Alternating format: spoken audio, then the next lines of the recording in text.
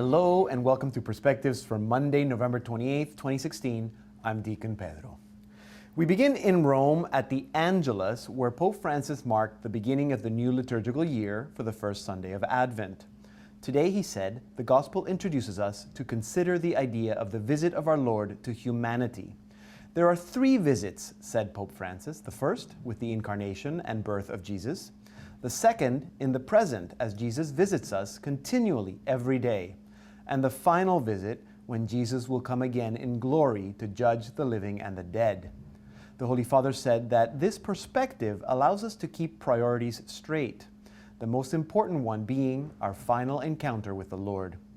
During Advent, Pope Francis concluded, we are called to enlarge the horizons of our hearts, to be surprised by the life that is presented each day with its newness. At the conclusion of the address, the Holy Father prayed for the people of Central America, which have been hit by Hurricane Otto.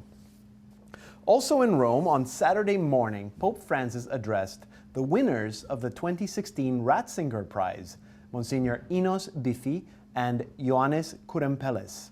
Monsignor Biffi was awarded the prize for his opera Omnia, a collection of his writings, most which are on theology and medieval philosophy.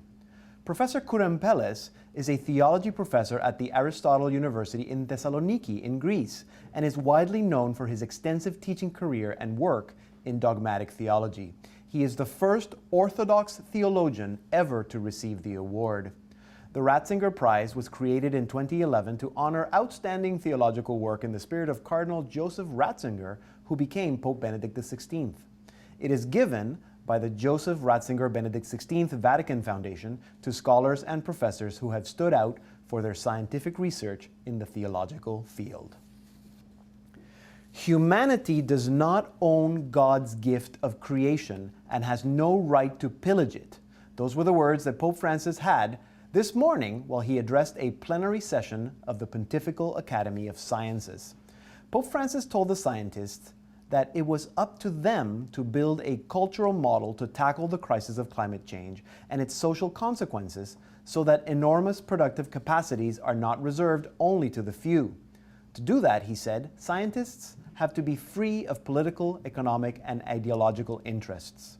Among those attending the conference was British physicist Stephen Hawking, who on Saturday gave a presentation of his no-boundary proposal concerning the beginnings of the universe.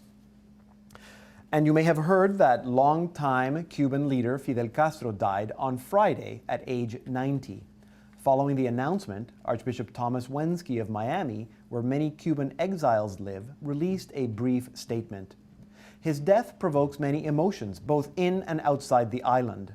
Nevertheless, beyond all possible emotions, the passing of this figure should lead us to invoke the patroness of Cuba, the Virgin of Charity, asking for peace for Cuba and his people, Archbishop Wensky said. In a telegram in Spanish, Pope Francis extended his condolences to President Raul Castro on the sad news of the death of your dear brother. The Pope also expressed condolences to the government and to the Cuban people and said he was offering prayers. Even though Fidel Castro was not warm to the Catholic Church and persecuted her for many years, many credit the 1998 visit by Pope John Paul II to Cuba with the beginning of loosening religious limitations in the country. Since then, each pope has visited the island and has met with Fidel Castro. Castro's brother Raul took over control of the island in 2006 after Castro became too sick to govern. And finally, here in Canada, congratulations to the new Executive Director of the Catholic Organization for Life and Family, Michel MacDonald. Mr. MacDonald will succeed Michel Boulva, who is retiring after having served in this position for 12 years. The Catholic Organization for Life and Family was founded by the Canadian Conference of Catholic Bishops and the Knights of Columbus.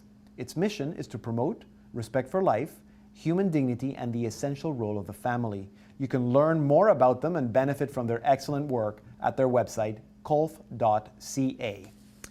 And that is all for today. Have a blessed Advent season.